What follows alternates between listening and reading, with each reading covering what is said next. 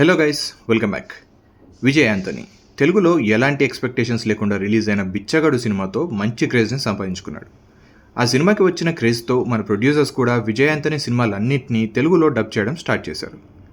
Vijay Anthony ప్రతి సినిమాలో కూడా కాన్సెప్ట్ కొంచెం కొత్తగా ఉన్నా ఎగ్జిక్యూషన్లో ఫెయిల్ అవుతూ ఉంటాయి. ఈ వీక్ తమిళ్లో రోమియో అనే సినిమాతో మళ్ళీ ఆడియన్స్ ముందుకు వచ్చేశాడు. అదే సినిమాని తెలుగులో లవ్ గురు అనే టైటిల్తో రిలీజ్ చేశారు. మరి ఈ సినిమా ఎలా ఉంది అనేది ఈరోజు ఈ వీడియోలో చూసేద్దాం.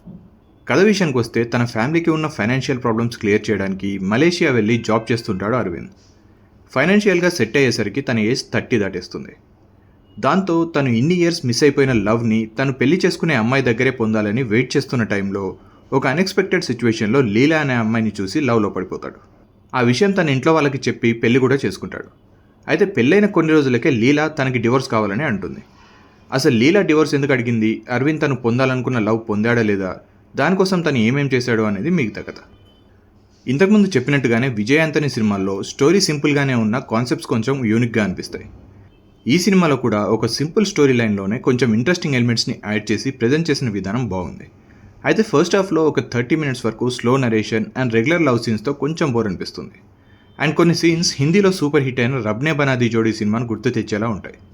తను పెళ్లి చేసుకున్న అమ్మాయిని ఇంప్రెస్ చేయడానికి హీరో చేసే పనులు కొన్ని డెఫినెట్గా ఆ సినిమాలో నుండి ఇన్స్పైర్ అయినట్టుగానే అనిపిస్తాయి. అలాగే యోగిబాబు 2-3 సీన్స్లో తన సింగిల్ లైనర్ పంచెస్తో నవ్విస్తాడు.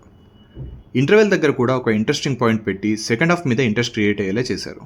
అయితే కొంచెం స్లో నరేషన్ వల్ల మూవీ లెంత్ మరీ ఎక్కువగా ఉన్న ఫీలింగ్ అయితే వస్తుంది. బట్ ఎమోషన్స్ అన్నీ కూడా పర్ఫెక్ట్గా సెట్ అవ్వడంతో ఎక్కువ డీవేట్ అవ్వకుండా క్యారెక్టర్ ఎమోషన్స్తో ట్రావెల్ చేస్తాం. సెకండ్ హాఫ్ కూడా కొన్ని ఎక్స్పెక్టెడ్ సీన్స్ అండ్ కొంచెం రిలేటబుల్ ఎమోషన్స్తో అలా వెళ్ళిపోతూ ఉంటుంది. క్లైమాక్స్ మాత్రం కొంచెం ఎక్కువగా డ్రాక్ చేసిన ఫీలింగ్ అయితే వస్తుంది.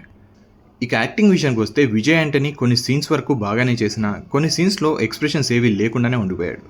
But first time Vijay Anthony dance చేయడం కొంచెం కొత్తగా అనిపిస్తుంది. మృణాలిని రవికి మంచి స్కోప్ ఉన్న క్యారెక్టర్ దొరికినా తన పర్ఫార్మెన్స్ మాత్రం చాలా పూర్గా అనిపిస్తుంది. యోగిబాబు, వీటీవీ గణేష్ అండ్ మిగతా యాక్టర్స్ అందరూ కూడా వాళ్ళ క్యారెక్టర్స్లో బాగానే చేశారు. టెక్నికల్గా కూడా ఈ మూవీ బాగానే ఉంది. Bharat Dhanashekar music and background music కథకి సరిపోయేలా బాగానే ఉన్నాయి. ఫరూక్ బాషా సినిమాటోగ్రఫీ కూడా డీసెంట్గానే ఉంది. తెలుగు డబ్బింగ్ అండ్ డైలాగ్స్ కూడా బాగానే అనిపిస్తాయి. అయితే సెకండ్ హాఫ్లో కొన్ని రిపీటేటివ్ సీన్స్ని ఎడిటింగ్లో అవాయిడ్ చేసి ఉంటే బాగుండేది. ప్రొడక్షన్ వాల్యూస్ కూడా సినిమా కథకి సరిపోయేలా ఉన్నాయి.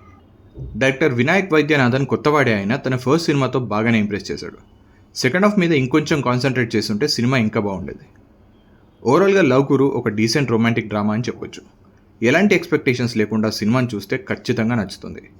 ఈ వీకెండ్కి మీకు వేరే మూవీస్ ఇంట్రెస్ట్ లేకుంటే ఈ సినిమాకి ఖచ్చితంగా ఒక ఛాన్స్ ఇచ్చి చూడండి.